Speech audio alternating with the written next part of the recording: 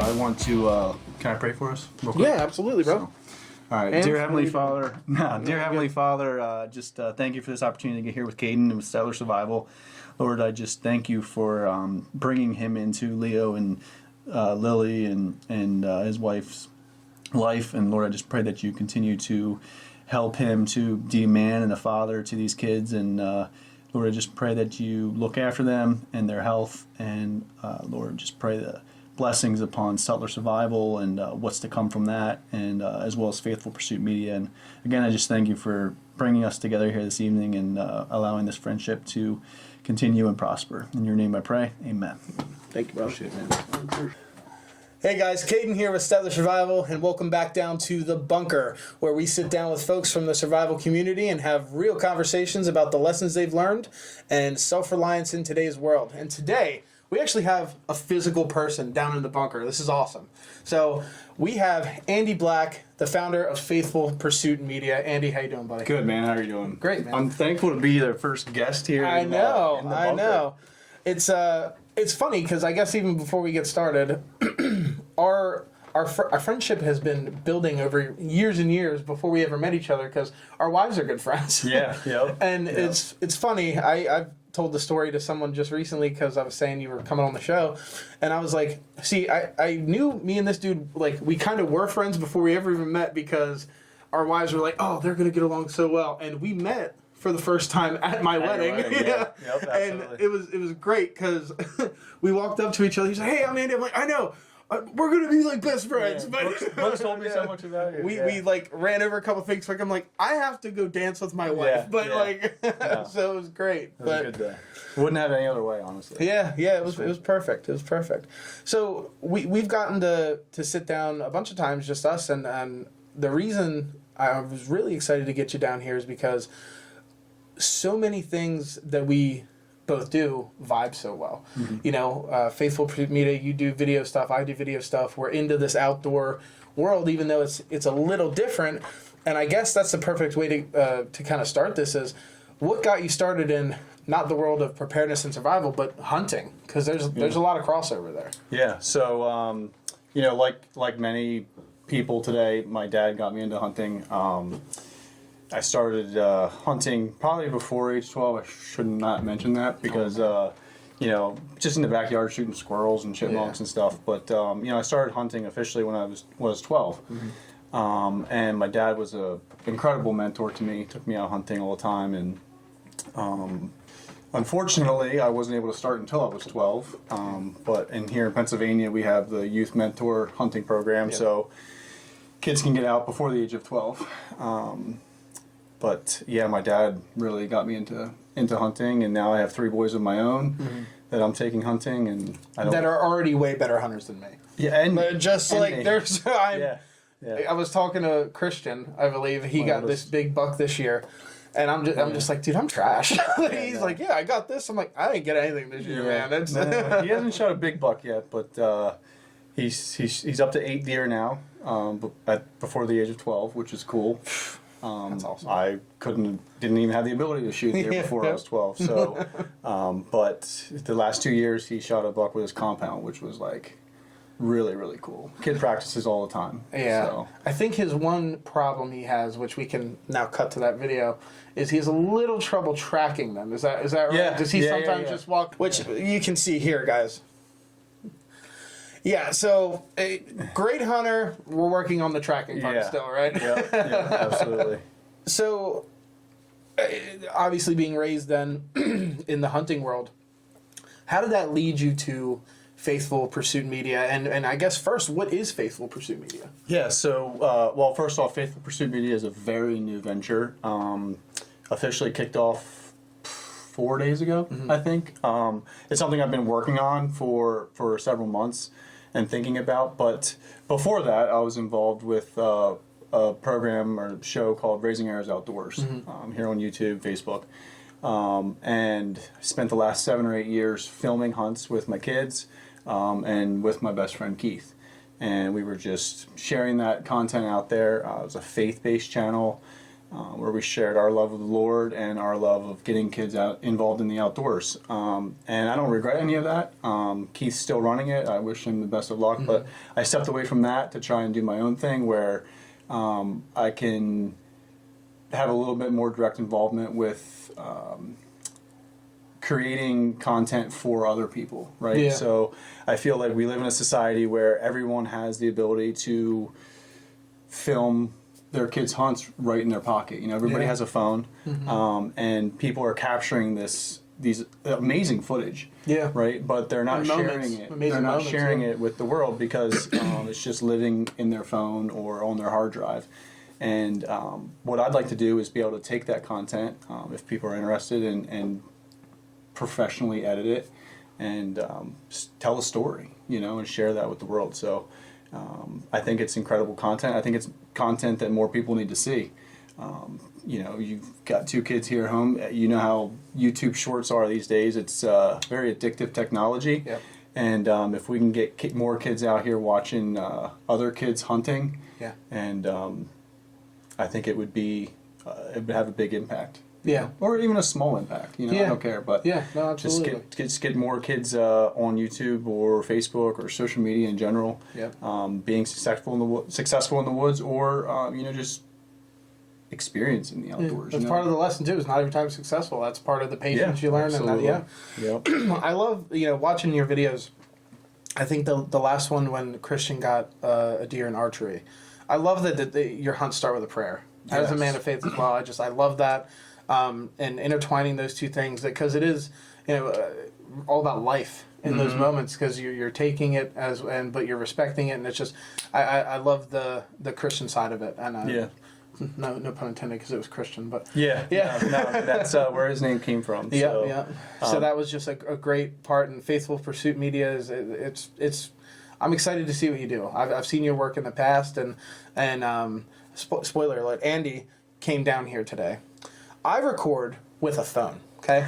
There are 4 cameras on us right now, so this is going to be the best edited version of the bunker ever, because Andy's like, oh yeah, I'll do that tonight. Yeah, so he's got the setup, man. I'm running off my phone, and you're going to get some good stuff out of Faithful Pursuit Media, guys. I guarantee it. I appreciate it. But no, going back to what you said, faith is the number one thing in my life, and it's something that I try to instill in my children and the people I come across. And I think that starting off our videos with that prayer is important, because it is the foundation of our life. So yeah, amen, buddy, amen. So, in raising 3 sons, with obviously a huge connector with them for you is the whole hunting thing. What do you feel like is the main, I don't want to say goal, but like what part of hunting it really does it for you as a dad? Yeah, so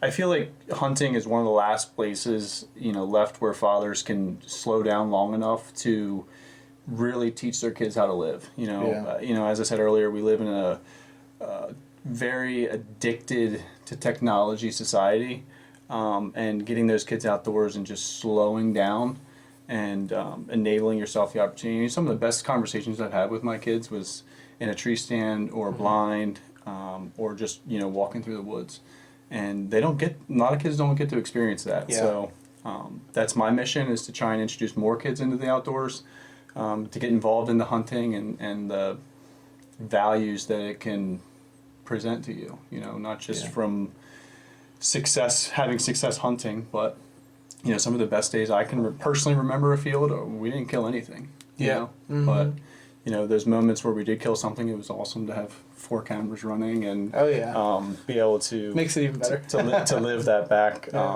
I wish I had my first one on camera, dude. I wish you did too, man. I would. That was a good one. I'd love to edit that for you, But yeah, dude. I mean, I understand that completely, because I don't know how much we've ever gotten into it on the channel, because I just talk about our kids, Kelsey and I's kids, but I'm their stepfather, and I feel like through the survival stuff, we have connected so much. I've connected so much with both of them, and obviously probably more Leo, because he's the older kid, but it's just been amazing, like being out in the suck together really does something for relationships, and watching them grow through, the one example I always use is we went on a family hike.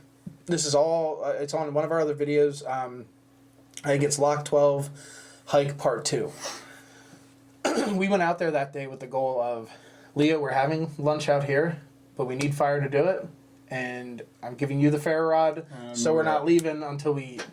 And he, there's a little more footage than what was in the video, because he, there was some kick in the sand and everything, but he never gave up. And that was the coolest part of it for me, because he really worked at it. He might have gotten pissed a couple times, which I understand. I know I would have. Yeah, but watching them form from a young age into you can see those glimpses of who they're going to be as an adult, which is just so cool through these harder situations, through things that aren't scrolling on a phone. And even it's funny, like his other friends and stuff, like oh, I've never even been fishing before this. I'm like, that's baffling to me, because I grew up doing that. Absolutely. And through all these things, I think that's where we have a little bit of overlap. We are both very poor fishermen.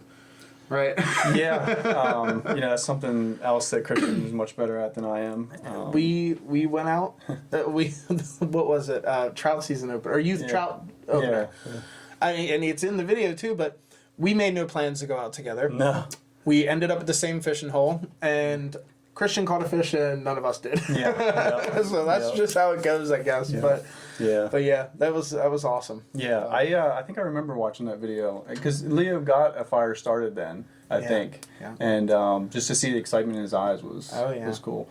But you were saying about you get to watch these kids, how these kids are going to be when they grow up. But more than that, I think it's you're forming what they're going to become, and I think that's important. Yeah. And we just live in such a fast-paced society. Yeah. If you look at, and my wife and I share a Google Calendar, and if you look at our Google Calendar, it's like wrestling practice on Monday, Tuesdays, and Thursdays, and soccer practice on Mondays and Wednesdays. I've running and running and running and running. I've heard about your calendar. So just to have the opportunity to take a step back and slow down. Yesterday I was out antler shed hunting with my boys. We were fishing today. Yeah. So took advantage of the nice weather. Yeah, which is cool. Apparently, we were talking. You're one little. I call it my secret fishing spot. It's not secret whatsoever, but his is like right down from mine. So it's kind of funny. Yeah.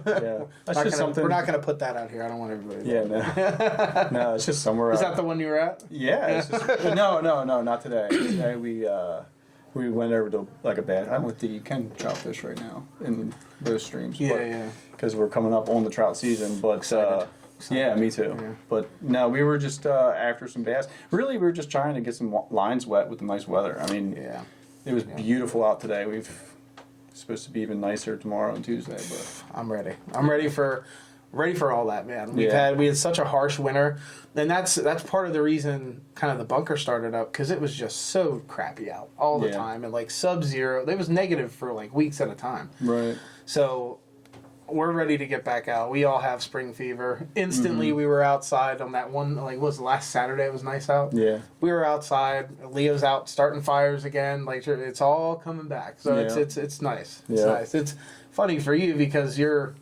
hunting season butts right up to that. It's in some of the cold weather, so it's you get to play right up until, which is nice. Yeah. So from my side, like the survival stuff and preparedness stuff, I feel like it's important to teach kids that stuff, because it helps them learn about how to handle emergencies, how to keep a cool head, all these different things, and obviously getting out into the woods is a huge part of that. And I personally, and I'm sure you feel similar, I've been in love with the woods forever, and I feel like getting kids connected with that is an awesome thing. I'm sure with hunting, it's the same for you, right? Yeah, absolutely. I feel like if we don't allow our kids to fall in love with the woods now, the woods is eventually going to disappear. We're very blessed here in Pennsylvania. Thousands and thousands and thousands of acres of public hunting land. Yep. But as you know, hunting license sales are declining year over year. For a lot of the reasons we talked about before, just technology.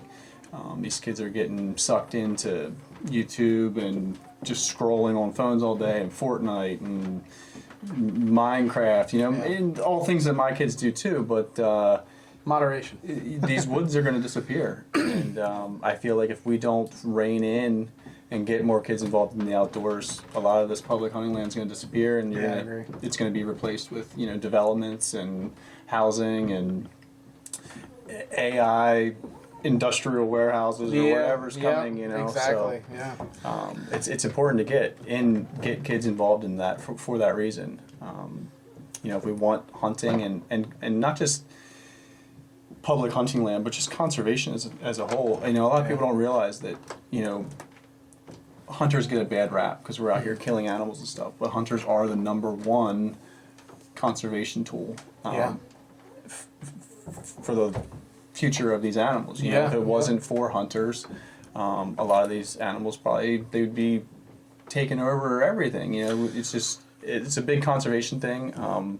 More conservation dollars come from hunters than any other place, so it's important. The next generation has to fall in love with it first if you want it to stick. Oh, absolutely. And not only what you said, but like hunters care about the land so much because animals aren't going to live on crappy land. Right. You know what I mean? Yeah. Like every hunter I know that owns land, it is like it's a sacred place for them. Mm-hmm. And we've talked about it before, and that's for me. I never feel closer to God than in the woods. Than 20 foot up in the tree. Exactly. Yeah, absolutely. Exactly, man. And we really connected on that part of it as well. And it's something special. There's something. There's a word, and I guess you can call it God or whatever your interpretation of that is. But there's something in the woods, and whatever way you learn to fall in love with it, like you said, I think is so important for the next generation. And that's why I love getting our kids out, whether they're covered in bug bites or not, or complain, whatever it is, good. I hope good. Fall down, get some dirt on you, you'll be fine, but enjoy it, because it's important. It is very important. Yeah. They say that, a kid who falls in love with the woods never gets lost in the world. That's great. I love that. Yeah. Did you write that? That was an Andy quote. That's great. I love it. No, that's something I've heard, over the time. I think it was probably worded differently, but, I true. always love, and I think I have it. Yeah, I have it right there. Into the forest I go to lose my mind and find my soul. Yeah. Love that quote. Yeah. Which one's closer here? Show it to all 9 of the cameras in the room. But it's just true because you really do find yourself out there, and especially raising kids like that's. I've seen such a difference between when I met the kids and now, and all I've really done is drag them out into the world and into the woods, and that's awesome. Yep. So Andy, now we're getting in. We're switching gears here a little bit. This is a part where we like to talk about some gear with folks, and I'm interested in your answers because obviously I think they're going to be a little different from the normal survivalists and preppers and stuff like that we have on the show. So what's one piece of gear that you're currently obsessed with or can't live without? Because we were talking a little bit before and you said it's one item. Those 2 questions are one thing. Yeah. So what? Yeah. And you had asked if you wanted if I wanted to know what it was before, and no. I didn't want to know. So what do you got? So the one item that I'm currently obsessed with and I can't live without is my Browning Kodiak knife. Okay. And I say that because, one, it is a fantastic knife. Okay. It's a 3-blade. You got your normal knife blade, and then you have a gut hook and a saw. Okay. Use it every time I go hunting, whether I kill anything or not. But it holds a lot of sentimental value to me, too, because when I turned 12, on my 12th birthday, my mom and dad gifted that to me. So I'm 38, I think. 38, 39, 38. Had that since my 12th birthday. My oldest son, Christian, just turned 12. I tried to get him a Browning Kodiak for his birthday, but they were sold out. Couldn't find them anywhere. So we went up to the Great American Outdoor Show here in Harrisburg and ran into some guys from Browning. I'm like, when are you going to get that back on? And I explained it to them, and it's coming back. They're getting a shipment in, I guess. But that is the one thing that the one item that I'm obsessed with, and that I can't live without. Yeah, for sure. no, I understand that, man. You know, my cousin Tommy, who I went with, him and my cousin Ricky were there and got me my first deer last year because I was a late bloomer, I guess. But my cousin Tommy actually went out and he bought me a nice gutting kit and everything. So that having that tradition, like, that was awesome that he did that. I love to get in that, and that's a cool. That's more than just a piece of gear at that point. That's 100% not just a piece of gear. That's a piece of your father that was gifted to you. It's a piece of you because of everything, and a piece of every animal you've ever harvested with it too. I think there's something, you know, about having a piece of gear that has history behind it, right? Like every scratch. You know, if I wanted to bring it tonight just to show it to you, but I forgot it. But, you know, every scratch holds a memory. And, you know, you could probably pull that thing open right now and, you know, I clean it every time I use it. But normally it's just rinsing it off in the creek. But, you know, there's probably still deer hair in there from somewhere. So, it just holds memories. You know, it means 100%. So much to me. And there's been quite a few times that I can remember where I thought that I lost it. And freaked out, huh? Oh man, it just turns your gut inside out. But you know, I feel like, you know, in a world where everyone's, you know, chasing new gear, you got to have the newest bow, you got to have the newest binoculars or rangefinder or whatever. You know, that knife kind of reminds me that sometimes the most valuable equipment that you own is the thing that's been with you the longest. Yeah. You the know? thing you know to use. Yeah. Yeah. That's awesome. So. That's a great answer to that. Yeah. That's very. Yep. I dig it, man. I'm glad you didn't ask me to know what it was. Yeah. I'm so funny with that because I buy new knives all the time.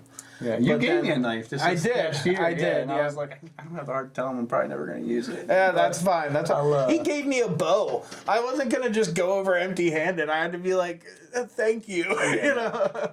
No, that's just something that I do. You know, you're not the first person I've given a bow to, and you know, just lots of other gear and stuff. It's a passion that I have, is getting people involved in the outdoors. And when I talk to you, I could tell you had an interest.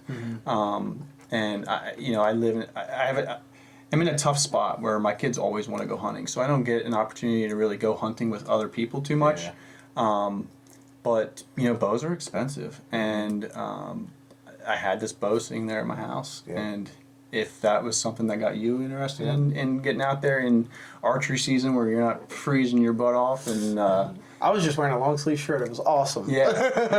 So like that just goes back to you know, my dream, my passion is to get more people involved in the outdoors, and if that helped you get there, then it did. I was out. I went out bow hunting with it. I didn't get anything, but that's all right. That's all my fault. But yeah, you got me out there, man. So thank you. I mean, that I love that because I feel a very similar way with the survival stuff. Just getting people started. You know, it's such an empowering thing, and this goes for both things. You know, I don't think one of the best highs of my life was. Harvesting the deer itself was amazing, but when I came home with all the meat, if you want to feel like a man, like that's it, man. Like, I killed this and brought this home, wife. You know, that's it, man. Like, it is just an incredible feeling, and I always suggest everybody, if you're one of those people that thinks hunting is like a cruel thing, go look at how your food's actually taken care of that you buy in the store, because you clearly have not. And that's the most humane way, in my opinion, and I'm sure it's in yours. I always suggest people, taking your own food is the way to go. Yeah, something else that I can remember ever since I started hunting, you know, my dad processed all of his own deer. So that's another lesson that he taught me. So, you know, you had mentioned about, you know, you come home with all this meat, you know, you have to ask my wife about it, but I came home one time with a whole deer, and in our kitchen we have this big kitchen island, and I processed that whole deer on our kitchen island, and she wasn't thrilled about it. But yeah, it's funny. That's what my cousin... had me process it myself too. But I was lucky because he let me do it at his house. He has a whole setup outside. I'm not set up for it at the house yet. But yeah, like doing it yourself is really. Not everybody cares as much as I do about what they're. You don't know if it was a gut shot. You don't know what they nicked. If they knew it, Yeah. Yeah. Being able to do it yourself, like I have a grinder upstairs and all that. If I wanted to turn other stuff in the ground and stuff, but it's just such a. You waste a lot less. Yeah. For sure. Yeah. Even when you're cooking. Because, like, those leftovers then are... No, you're not throwing that... it's 2 bites, but yeah, I'm not throwing that away. Yeah. Like, I drug that up a hill to get this home, Yeah. It just means so much more. And I think, to circle back to you talking about in our society, it's such a wasteful society. I have the bones of that deer. If my dog didn't eat them, they went out to the chickens. The hides up in my other room. I kept most of them. Yeah. You know what I mean? Yeah. So just for something to be completely used is just You're better than that than me. I keep the meat. Yeah, I don't keep hides or bones. I had to. I didn't get them out or anything because I got an antlerless deer. He was a buck not shortly before then because I guess he lost him somehow. He had horns, shortly before I got him, but he lost them somehow. I don't know if he got hit or fighting or something, but yeah. But so obviously now with the new endeavor of Faithful Pursuit Media, what's one skill, or even with your hunting or whatever, I ask everybody what's one skill they want to learn or a goal they want to accomplish within the next year. So with either of those things, what's your goal? What is one thing that you're really looking at in the next year and you'd be like, that's where I need to get to? So I'll have to say it's getting my youngest son Ethan involved in the outdoors. It's something that I've struggled with because I had Christian, he was my first son, and I had him out there with me squirrel hunting, at 6, 7. Yeah. He shot his first deer at 7, and he wants to go. Like it was easy for me to get him involved in the hunting. He wants to go all the time. And then my second son was born, David, and he started going out with me a little bit. But I'm only one person, right? So I'm taking Christian out as much as I can, and I don't get to hunt myself much anymore, which is fine by me. I haven't shot a deer in. Oh, man, it's probably been 5 years, really? 4 years maybe. Yeah, I mean, hey, with kids, I understand that. Yeah, actually, I take that back. I think I shot a doe 2 years ago, but it's not about filling tags for me anymore. Yeah. I think I sat down right after the end of this hunting season, and I hunted 5 times this year, by myself, and that was in on a morning before work. Yeah. During the rut when it mattered the most. But it didn't work out, and that's fine with me. But getting Ethan involved, it was something he's not into it, and that's okay. Yeah. Not everybody's into it, but I feel like he's not into it. You can still find him a new family. Yeah, it's fine. Yeah. But I feel like he's not into it because I was struggling with taking Christian and taking David, and I didn't have time to take him. Gotcha. But he's still young yet. So I think there's still hope for him. I asked him the other day. I said, "Hey, do you want to go hunting with me this year?" And he said, "Maybe." So I'll take it as a win. What's the age difference from the youngest to the oldest? So Christian just turned 12 in January. David's 10 and Ethan's 8.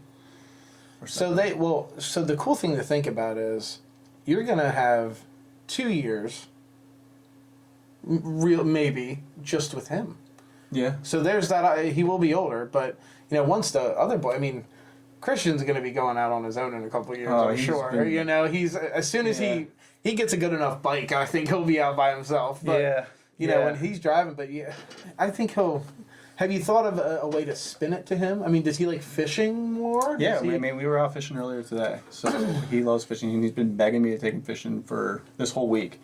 Because I told him it was going to be nice on Saturday, but then it was still kind of cold yesterday. But the weather broke today, and we got out fishing today. But That's good. yeah, so he gets outside and he gets, to enjoy it, but he just never really took a liking to hunting yet. And that's, like I said, it's partially my fault because I was struggling with time management with taking the other boys.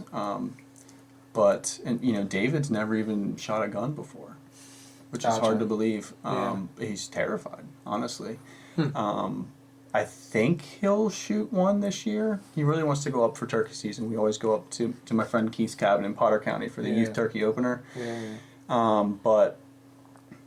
And that's okay, But he shot a deer already with the crossbow, and we have a couple spots right here in Lancaster County that we turkey hunt. That's archery only, so we'll be out there. Good stuff, man. Yeah, I'm excited for that. I hope that hope you reach that goal this year. That'd be cool. Yeah, it'd be very cool. It'd be neat. So, I know this would never happen because I'm sure your navigation skills are on point. You're out on a hunt. You get lost. It's getting dark. What are 5 items you want to have on your person that you hope you have to be able to make it out or just survive the night in the woods? What do you got? So I'll lead with my Browning knife. There you go. Obviously. And I'll have to talk to Leo and teach him have him teach me how to start a fire with a ferro rod. Okay. I love your videos, but I can't tell you. I mean, I'll just try and find some dry leaves maybe. And But it's not much harder than I that, watched how much he struggled in that video, and I was like, damn, there ain't no way I'm doing it. Because his dad taught me. Dad knows a thing or two. I don't know anything. But, a way to start a fire, matches in a waterproof case or whatever, and paracord probably. Yeah, you have to. Just for, making shelter. Another good friend of mine, Dave, he's big into camping, has a camper and stuff, goes camping all the time, and I know you have a camper. Yeah. I'm not into that. I feel like I work too hard to go sleep in a metal box somewhere. Sure. Yeah. But I always said that if I was going to go camping, I want to go out there with the bare minimums like this, and make your own shelter and rough it for a little bit and see if you can do it, a little bit of a challenge. And I watched your video with the paracord thing where you guys made a makeshift shelter or whatever. Yeah.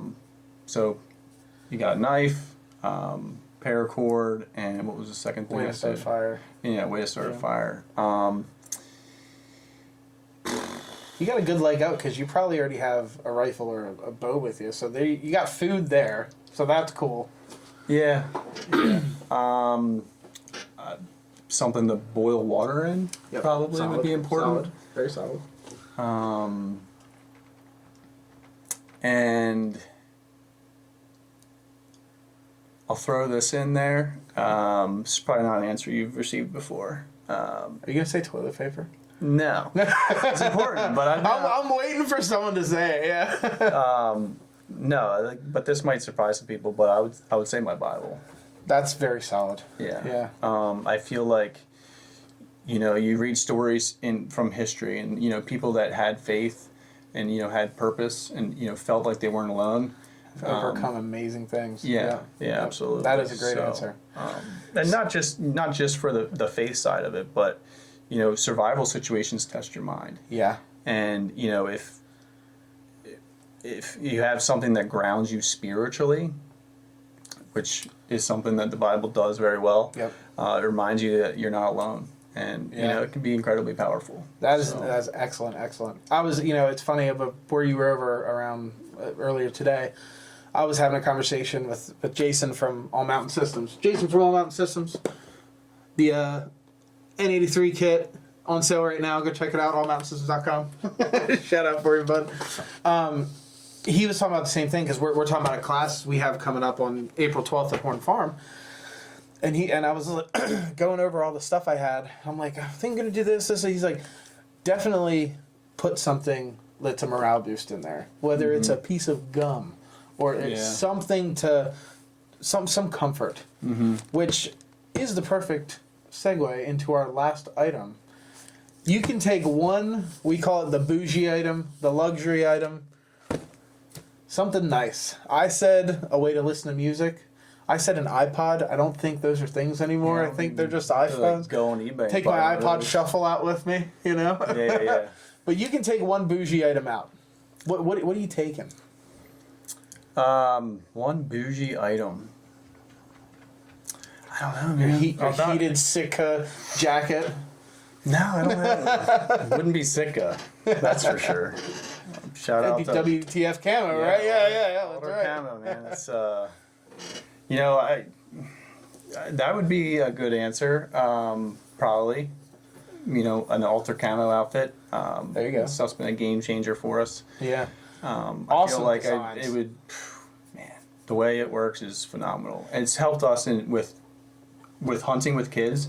Absolute game changer. It makes so much sense. Which, if you want to plug them real quick and tell them what I don't the think idea I need is. to. Yeah. You know, I talk about them all the time, Yeah. but it just, you know, what Tim's done with that camo, and Tim and his son Brendan, you know, designed this camo based on deer vision, and it doesn't look like your typical pattern.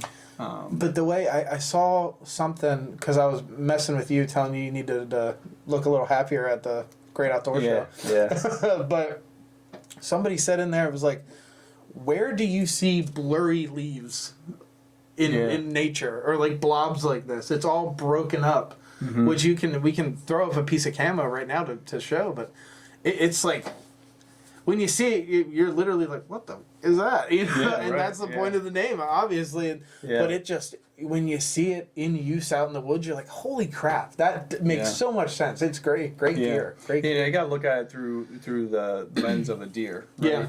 Yeah. And I remember when we were first talking with Tim about this camo, he was the idea he had behind creating it was I think he was at Bass Pro or Cabela's or something, and he was up on like the top area looking down into like the big shopping area, and you know, you have all these guys wearing camo, and it just looks like a dark blob from a distance. Yeah. But you know, to a deer, you know, they're red-green colorblind, and you break up that silhouette, you know, the transitions and everything. It's been an absolute game changer, and I don't say that just to plug them, because Tim's a good friend of mine, but I'll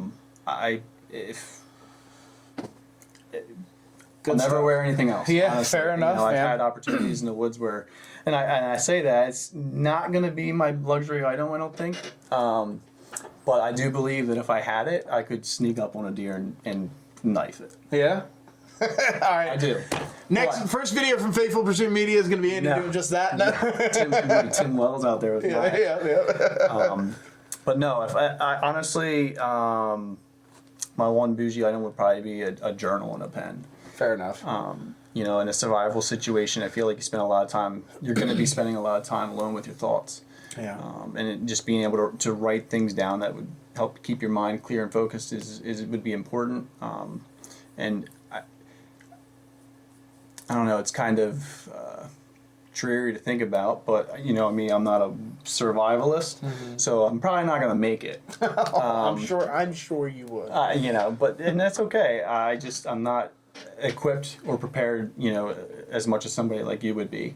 And that I think about my kids in situations like that. So my bougie item would be a journal and a pen, because I would want my kids to know what I was going through, what I was thinking, what I did, you know, and tell them I love them, you know, just so they have something to look back on. Yeah.